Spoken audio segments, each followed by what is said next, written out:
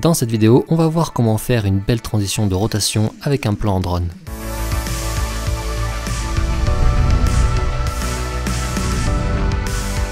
Et hop, me voilà téléporté ailleurs. Allez, c'est parti!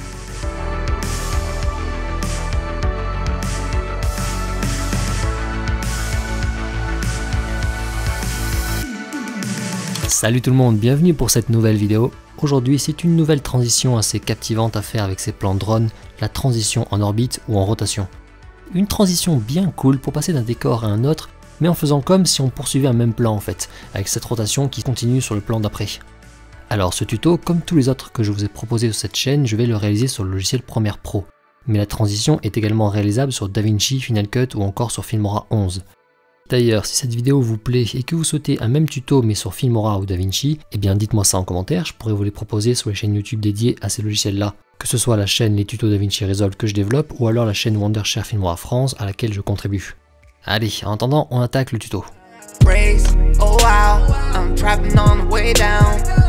Cette transition, elle se fait donc entre deux plans en rotation. Alors la bonne nouvelle, eh bien c'est que c'est hyper simple. Ici, dans mes exemples, les deux plans, eh bien ce sont des quick shots, tout simplement. Il faut juste faire deux plans en rotation 360 autour de vous ou de votre sujet. Donc sur les drones DJI, les quick shots cercles, eh bien ils sont parfaits pour ça. Alors une chose par contre, pour que la transition fonctionne bien si vous faites avec les quick shots, et que vous avez le même sujet entre les deux plans. Dans ce cas-là, il faut que le drone commence les deux plans dans le même axe par rapport au sujet. Comme ça par exemple. Mais rien de plus, une fois que vous avez les deux plans, on peut commencer le tuto au montage. Ok, on se retrouve sur le logiciel. J'ai ici mes deux quick shots. Pour la transition, on va passer de celui-ci à celui-là. Alors cette transition, en gros, c'est des plans avec de l'accélération progressive, du flou de mouvement et un calage parfait pour que le cut passe bien entre les deux plans. Donc déjà, je pose le premier plan dans la timeline et je vais décider à quel moment je souhaite que la transition se fasse. Alors ce qu'on va faire, c'est qu'on va laisser le début assez lent comme ça, puis vers ici, ça va accélérer fortement, et du coup, bam, disons là, quand ça passe derrière moi, on aura le cut et le second plan qui va prendre le relais. Ok, donc je coupe ma vidéo ici, et la suite du plan, zou, ça dégage. Maintenant, je m'occupe du second plan. Alors là, le petit jeu, ça va être de trouver un bon calage pour la première image. À l'image, il faut qu'on me voit à peu près dans le même axe.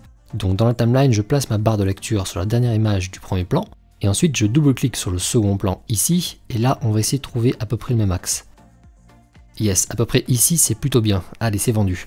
Donc ça va être mon image de début. Du coup, en raccourci clavier, je fais un I, ou alors je clique ici pour faire un point d'entrée. Et là, je peux glisser mon plan dans la timeline à la suite du premier.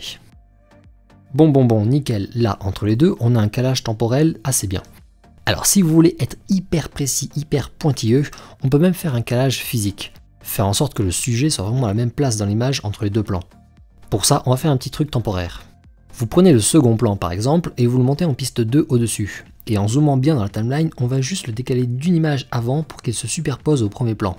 Comme ça. Ensuite, dans les options d'effet du second plan, on va baisser un petit peu l'opacité, genre à 50. Voilà, maintenant on peut voir les deux plans en même temps. Bon, on voit que je suis pas tout à fait à la même place. Et bien justement, on va recaler ça. Donc on va déplacer un petit peu le plan du dessus pour que ça se superpose mieux. Voilà, comme ça c'est cool. Alors bien sûr, en modifiant la position du plan, on récupère des bords noirs sur certains côtés, donc je vais juste zoomer un petit peu. Nickel. Parfait, on a le calage temporel et physique maintenant. On remet bien l'opacité à 100%, on n'oublie pas de le faire. Et ensuite, eh bien, on remet le second plan à la suite du premier en piste 1.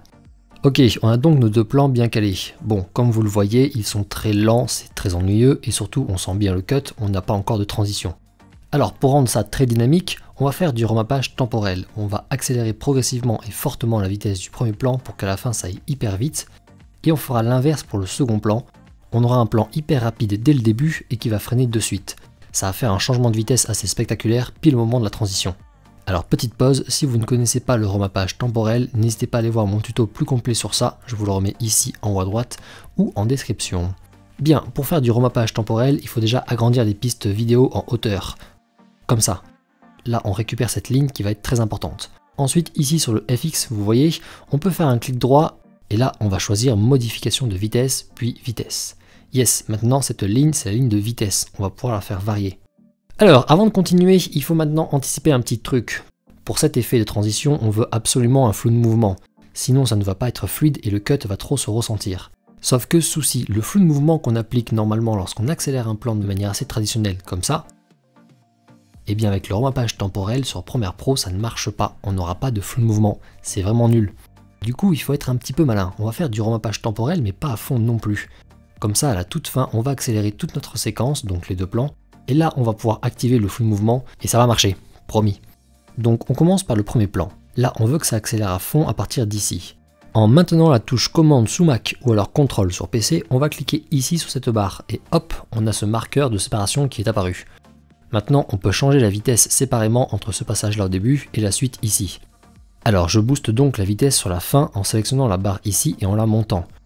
Vous voyez les pourcentages de la vitesse. Normalement, on doit booster ça au max, à 1000, mais comme je l'ai dit avant, on va volontairement monter que de moitié pour pouvoir accélérer tout ça à la fin du tuto. Donc je m'arrête à 500, nickel. Et ce passage-là au début, qui est vraiment trop lent, eh bien je vais le monter à 200. Ok, si je fais play, on a maintenant une grosse accélération. On va la rendre plus progressive grâce à ce petit marqueur. Je sélectionne le bord à droite et je vais le déplacer de quelques images, comme ça. Voilà, maintenant on a un petit laps de temps entre le 200% et le 500%. C'est plus progressif. Super, et bien on fait la même chose pour le second, mais inversé du coup. Je place un marqueur sur la ligne vers le début du plan, ici à peu près. J'augmente à 500% la vitesse du passage de gauche qui est au début. Et là pour le coup, la suite du plan, je vais laisser comme ça, pas besoin d'accélérer. Le drone allait un petit peu plus vite comme c'était pas le début du quickshot. Pareil que tout à l'heure, j'écarte un petit peu les bords du marqueur pour créer un freinage progressif. Voilà. Yes, bon bien sûr, en accélérant les plans, ça les a réduits, donc on peut recoller les deux plans l'un contre l'autre. Bien, on vient de créer le changement de vitesse pour notre transition. C'est pas mal, c'est pas mal. C'est encore un petit peu trop long, ça tombe bien parce que c'était fait exprès, et surtout, il manque encore le flou de mouvement. Alors pour ça, on va imbriquer les deux plans dans une séquence, histoire que dans la timeline, ça ne fasse qu'un seul bloc. Je sélectionne bien les deux plans et ensuite je fais clic droit sur l'un d'eux et je clique sur imbriquer. Yes, on a maintenant une séquence imbriquée avec dedans nos deux plans. Rien n'a changé, tous les effets qu'on a appliqués sont toujours là. Bon, il nous reste donc à accélérer un petit peu ça et à rajouter le flou de mouvement. Et bien ça, on va le faire en une seule étape, donc en fait on a quasi fini. Je vais tout simplement faire un clic droit ici, puis vitesse durée. Et là, on se récupère avec la fenêtre de la vitesse. En vitesse, on va accélérer ça à 200%. Et en faisant ça, on va pouvoir rajouter ce joli flou. Une fois que vous avez changé la vitesse, hop, ne cliquez pas comme des fous sur OK.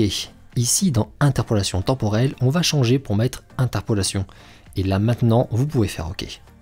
Et bam, ça fait plaisir, regardez-moi ce putain de flou de mouvement. En arrêt sur image, limite, on peut trouver ça trop, mais en lecture, ça va être bien cool. Allez, j'ai un petit peu menti, on a fini l'effet visuel, mais il reste un petit truc pour le son, parce que c'est important aussi.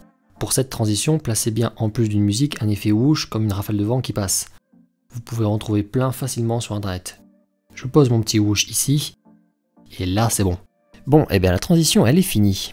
Alors l'interpolation, pour qu'on puisse la voir en lecture, il faut faire les rendus. Vous voyez que la barre est rouge ici. Donc là on fait un point in ici, raccourci I, puis un point out ici, raccourci O, et on lance les rendus ici dans séquence, rendre de l'entrée à la sortie. Et maintenant, c'est le compte à rebours avant le résultat. Allez, quelques secondes encore, et c'est parti. Alors cette transition, ce qui est très cool aussi, c'est qu'elle va marcher pour plein d'autres mouvements de drone. Par exemple, deux plans en simple dézoom comme ça. On fait le même effet accélération et décélération brutale au moment de la transition, et ça rend de suite votre montage très dynamique. Vous voyez ici, on est en dézoom, hop, ça accélère d'un coup, on se récupère avec le nouveau plan, c'est très immersif. C'est pas le même rendu, on n'a pas la sensation de se téléporter, mais ça crée une séquence bien plus prenante également. Donc n'hésitez pas à enrichir vos montages avec cet effet de transition. Bien, et bien maintenant vous savez faire cette transition, pas si compliqué que ça en vrai. Il faut un petit peu contourner certaines limites du logiciel. Sur d'autres c'est un peu plus facile, genre Final Cut, mais bon, c'est pas un logiciel que j'ai, donc voilà. Par contre, Filmora et DaVinci, oui. Donc si vous voulez ce tuto avec ces logiciels là, go dans les commentaires pour me dire si je le fais ou pas. Allez, si ça vous a plu, je vous laisse me faire un petit retour en commentaire ou au like. N'hésitez pas non plus à aller faire un petit tour sur la chaîne pour découvrir tous les autres effets, encore plus ouf que celui-ci. Je vous souhaite à tous une bonne semaine et on se retrouve dimanche prochain. Ciao. Ok. Hello, juste un petit message pour vous remercier. On est bientôt 20 000 sur la chaîne, je trouve ça quand même assez incroyable. Truc de ouf, je pensais pas un jour que ça serait le cas. Voilà, juste un grand merci pour tout votre soutien. Je prends toujours autant de plaisir à vous faire toutes ces vidéos, notamment tous ces tutos montage là que je kiffe faire. Voilà, donc un immense merci et on se retrouve rapidement.